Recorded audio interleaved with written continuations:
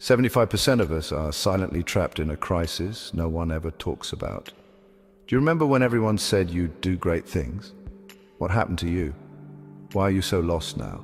I was always labeled smart, filled with promise and destined for greatness. Teachers praised me, parents beamed with pride, and everyone around me echoed the same words. You're special, you're gifted, you'll do incredible things. But potential quickly transformed into pressure. Each success only heightened expectations. Each achievement felt less like joy and more like obligation. It was as if I'd climbed halfway up a mountain only to realize the summit was always moving higher, forever out of reach. Maybe you felt this too. That quiet, nagging anxiety late at night, the crushing sensation in your chest as you wonder, what if I'm not living up to who everyone expects me to be? You're not alone. Research shows nearly 3/4 of young adults experience a quarter-life crisis. A profound, silent struggle, even among those who outwardly seem successful. This existential regret is particularly intense for gifted people, those who grew up believing their value was tied solely to their achievements. Secretly, they feel hollow, trapped in lives designed to impress others but disconnected from who they truly are. I think often about Barbara Newhall Follett, whose haunting story reminds me just how fragile potential can be. At only 12 years old, she was celebrated as a literary prodigy, a novelist whose genius captured America. Yet, behind the glittering praise lay immense pressure, invisible and suffocating. Life eventually grew harsh. Her father abandoned her, fame faded, and at 25, Barbara walked out into a cold December night and vanished forever, leaving behind only painful, unanswered questions. Or William James Sidis, perhaps history's smartest child, fluent in dozens of languages and attending Harvard at 11. Crushed under expectations, Sidis abandoned society, choosing anonymity and quiet isolation over fame. He died alone, forgotten, broken by the burden of his brilliance. These stories beg a disturbing question. What use is potential if it destroys the very person who carries it? Soren Kierkegaard said, "The most common form of despair is not being who you really are." Perhaps the pain we feel isn't about lacking talent or ambition. Maybe it's rooted in something deeper, living for applause instead of authenticity. Chasing someone else's version of success rather than our own. I vividly recall one night, alone in my room, feeling suffocated by expectations I'd carried my entire life. I finally whispered a truth I'd long feared. Maybe they were wrong about me. Maybe the story of my giftedness, my potential, was never mine. Perhaps feeling lost isn't the tragic end, but the uncomfortable beginning of discovering who you truly are. If you've ever felt this way, wondering how your bright promise faded into uncertainty, stay with me, because the truths I'm about to share transformed everything I thought I knew.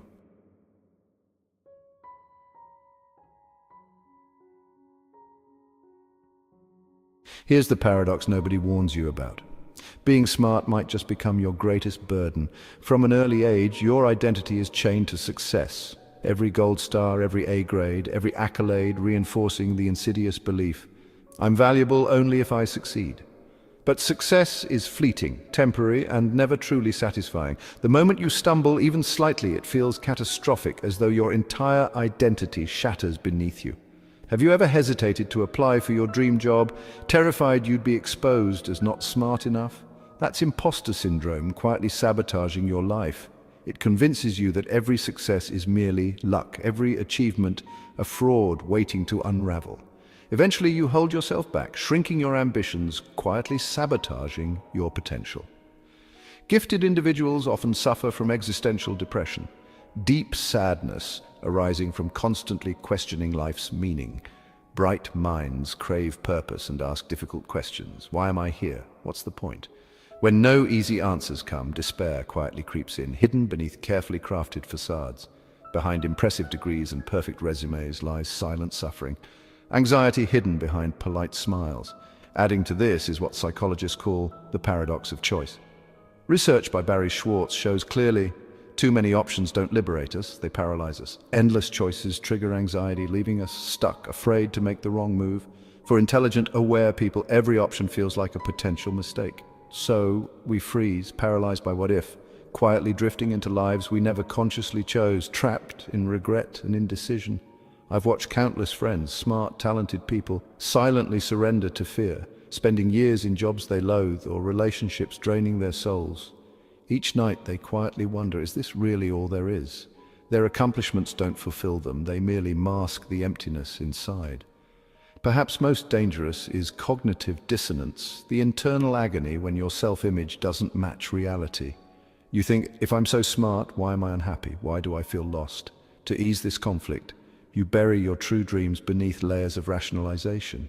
You tell yourself you're content, even as your heart silently aches for something more meaningful. Nietzsche wisely said, "He who has a why to live can bear almost any how." But somewhere along the line, we lost our why, replacing genuine purpose with shallow societal markers, money, titles, recognition. We became actors performing roles scripted by others, quietly imprisoned by expectations we never consciously chose. I once believed something was deeply wrong with me, that I was uniquely broken. Then one sleepless night, tears streaming silently onto my pillow, I realized something vital. Feeling lost isn't proof you're broken, it's proof you're finally waking up. Perhaps this emptiness is your inner voice finally loud enough to be heard, pleading urgently for you to stop living someone else's life. The real question isn't, how do I escape feeling lost, but rather, who am I beneath everyone else's expectations? This uncomfortable question marks the true beginning of freedom, your journey back to yourself.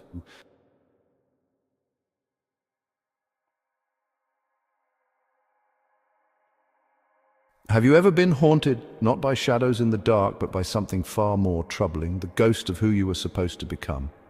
Late at night, in moments of unbearable silence, this ghost visits me, whispering painful questions that demand answers I don't yet have. Why aren't you living the life everyone said you would? Why do you feel empty despite doing everything you were told? Barbara Newhall. Follett's story haunts me. At only 12, she was America's darling, a literary genius, her first novel praised as a masterpiece. But hidden beneath all the applause was an invisible pressure she never chose. Her brilliance became a heavy coat, comforting at first, but ultimately suffocating. When her father abandoned the family and life's realities crashed down upon her, Barbara simply disappeared. One cold winter night at age 25, she walked away from her home. Carrying just a notebook and a few dollars, she vanished forever, her enormous potential dissolving into silence, leaving nothing but unanswered questions behind. William James Sidis faced a similar fate. Perhaps the most intelligent person ever recorded, fluent in multiple languages, a Harvard student at 11, he embodied society's definition of potential. Yet beneath his outward success lay unbearable expectations. Sidis quietly withdrew from society, choosing obscurity over relentless scrutiny, anonymity over fame. He died in silence at 46, alone and forgotten, a life unraveled beneath the heavy burden of brilliance. These lives linger in my mind, not just as tragedies, but as mirrors reflecting my own fears and regrets. They remind me how fragile our potential truly is, how brilliance alone guarantees neither happiness nor purpose. Their stories reveal the quiet agony of living for external validation, of chasing dreams scripted by others. When we allow our identity to hinge solely on success, we risk losing ourselves completely, becoming mere ghosts, existing yet never truly alive. By now, you might be asking again, why am I so lost despite doing everything right? The answer lies within the quiet tragedy of these stories. Follett and Sidis were not lacking in talent or ambition, they lacked something far deeper, a sense of genuine belonging, meaning, and authenticity. Their lives were sacrificed on the altar of external expectations, proof that potential, when stripped of authenticity, becomes a dangerous illusion. The deeper lesson their ghosts whisper is clear. Chasing someone else's dreams inevitably leads to emptiness. When we measure ourselves solely by external praise, we surrender control of our identity, becoming shadows, chasing hollow applause. Perhaps feeling lost isn't a tragedy. The real tragedy is living a life that never truly belonged to us. Maybe this discomfort, this restless sense of being adrift, is actually life's quiet invitation to reclaim our authenticity. Maybe feeling lost is exactly the wake-up call we need, the whisper gently urging us to stop pretending, to finally become who we've always been beneath society's expectations.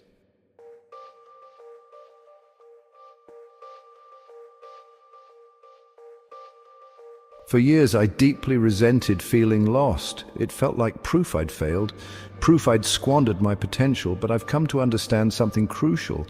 Maybe feeling lost isn't punishment at all. Maybe it's a powerful gift, a necessary wilderness we must pass through to discover who we truly are.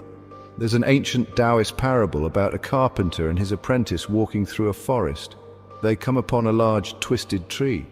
The apprentice says, "This tree is worthless, it's too crooked, too knotted to be useful." The carpenter gently replies, "Precisely. Its uselessness is why it survives. If it had been useful, it would have been cut down long ago." That parable shifted my entire perspective. Perhaps our perceived uselessness, our refusal or inability to conform perfectly to societal expectations is precisely what saves us. Maybe feeling lost protects us, preserving our authenticity until we find a purpose that's truly ours. Yet society relentlessly insists usefulness defines worth. Hustle culture whispers endlessly that rest equals weakness and our value depends entirely on productivity, but beneath these promises of success lies quiet despair. Studies show nearly 2/3 of workers today suffer from severe burnout, crushed beneath impossible standards, quietly questioning life's purpose. We climb higher, faster, endlessly striving, only to realize too late that the ladder we're climbing leans against the wrong wall. And like Odysseus's crew seduced by lotus flowers, we've become intoxicated by our own modern distractions. Social media, endless streaming, instant gratification. These are our lotus blossoms, promising comfort but quietly numbing us, trapping us in complacent oblivion. Last month, I tracked my screen time, over 6 hours daily, a quarter of my life quietly stolen by mindless scrolling. Viktor Frankl once warned, when a man can't find a deep sense of meaning, he distracts himself with pleasure. Our distractions aren't harmless escapes, they're subtle thieves quietly stealing the time and clarity we need to confront life's deeper questions. Feeling lost is terrifying, but it awakens something vital within us. Carl Jung said, "Your vision will become clear only when you can look into your own heart." Who looks outside dreams. Who looks inside awakens. The wilderness we fear, the silence, loneliness, uncertainty, might actually be the key to finally seeing ourselves clearly. Away from distractions and societal demands, we can finally listen to the quiet voice that's always been there, gently asking, is this the life you truly want, or just the one you've been taught to chase? I remember vividly one night, sitting alone in darkness, heart pounding, my breath shallow, trapped in silent panic. I whispered to myself, this can't be my life. I've failed everyone. Facing total despair in that moment, I understood something essential. I'd spent my life chasing expectations I never consciously chose, yet never truly listened to myself. Joseph Campbell's words echoed powerfully. We must let go of the life we have planned so as to accept the one that is waiting for us. Feeling lost isn't punishment, it's opportunity. It's life creating space for truths we've long ignored. Perhaps this wilderness, uncomfortable and uncertain, exists precisely because our real path can only emerge when we finally stop pretending, stop performing, stop running from ourselves. Maybe feeling lost isn't a sign you failed, it's proof you're finally brave enough to reclaim your true self. Maybe the wilderness you fear is exactly where your authentic life begins.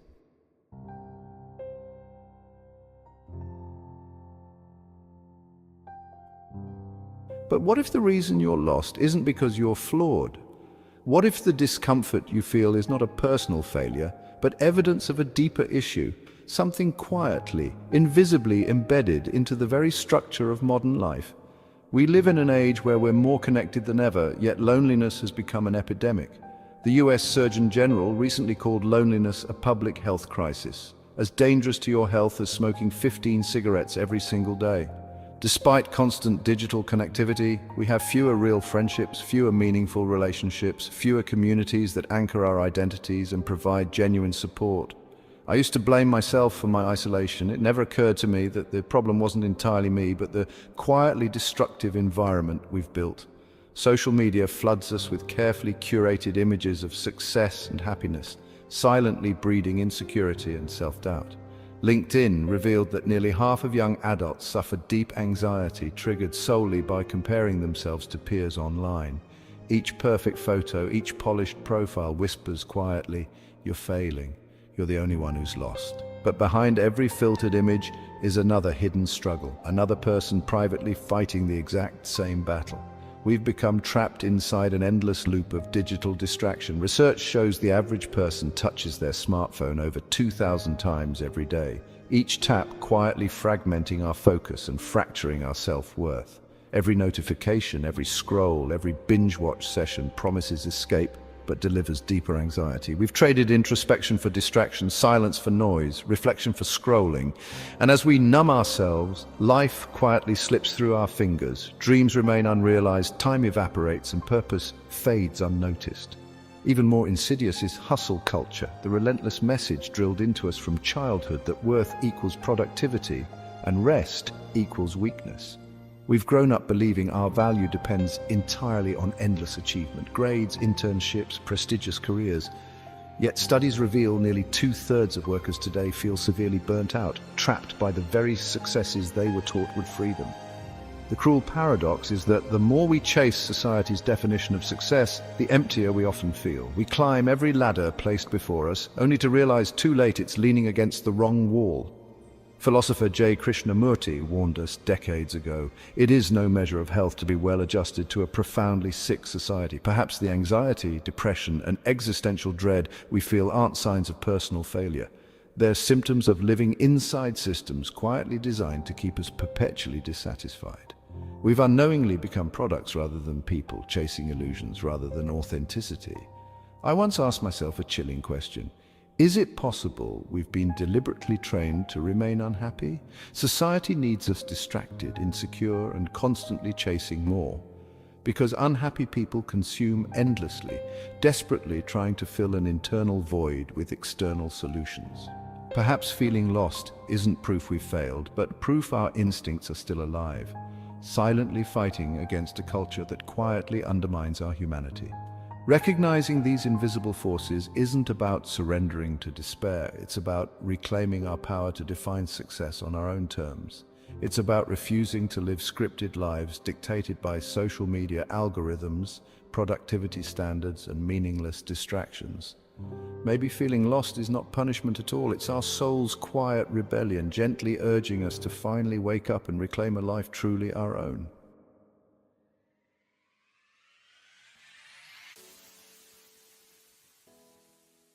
For years, I asked the wrong question. I kept desperately seeking answers to how do I stop feeling lost. I searched everywhere, books, therapists, inspirational talks, self-help seminars, hoping someone else could tell me who I was supposed to be. But the answers never lasted. The emptiness always returned, deeper and quieter each time. Finally, I realized I'd misunderstood everything. The real question, the question powerful enough to transform my entire life, was never how do I escape feeling lost. Instead, it was, who am I when no one else is watching? Rediscovering yourself isn't a single dramatic moment. It's quieter, unfolding slowly, often uncomfortably, one courageous step at a time. It begins the moment you dare to sit alone, facing the silence you've always avoided. When you strip away external identities, the job titles, relationships, achievements, and accolades, you confront something terrifying yet liberating, your true self, buried beneath decades of personas and performances. Carl Jung wisely said, your vision will become clear only when you can look into your own heart. Who looks outside dreams, who looks inside awakens. Perhaps this emptiness, the quiet ache of feeling lost, is exactly the space we need to finally see ourselves clearly. Perhaps the life we've built around external validation has always been an illusion, and only now are we ready to embrace a deeper truth, a life genuinely ours. I won't pretend this journey is easy or comfortable. It's deeply unsettling to admit we've chased someone else's definition of success, even more terrifying to realize we've built lives we never consciously chose. But within this discomfort lies incredible opportunity, the chance to redefine our purpose and worth on our own terms, rather than blindly accepting society's shallow definitions. Viktor Frankl famously advised, don't aim at success. The more you aim at it, the more you miss it. For success, like happiness, cannot be pursued. It must ensue as the unintended side effect of dedication to a cause greater than oneself. Perhaps we've had it backwards this entire time, obsessing over external measures of worth, when real fulfillment quietly waits inside ordinary moments of genuine meaning. Start today. Take 10 quiet minutes. No screens, no distractions, and honestly ask yourself, what would I pursue if nobody else was watching? What dreams would I chase if approval and praise didn't matter? Write down your answers clearly and honestly, unfiltered by fear or expectation. This simple, powerful act may gently shift your compass away from external validation toward internal authenticity. Feeling lost isn't a curse, it's an invitation. It's life's quiet way of nudging us toward truths we've long ignored. This journey isn't linear or immediate. It unfolds gradually through curiosity and courage, one brave step at a time. Perhaps the purpose of life isn't flawlessly fulfilling someone else's expectations, but courageously discovering and embracing our own. If these words resonate deeply within you, you're not alone. Imagine how many others quietly suffer in silence, believing they're uniquely broken. Share this message because someone out there desperately needs to hear it. Subscribe and join a community committed to living authentically, reclaiming lives of clarity, purpose, and genuine meaning. Maybe feeling lost isn't tragedy, but transformation. Perhaps by embracing the wilderness within, we finally find our truest selves.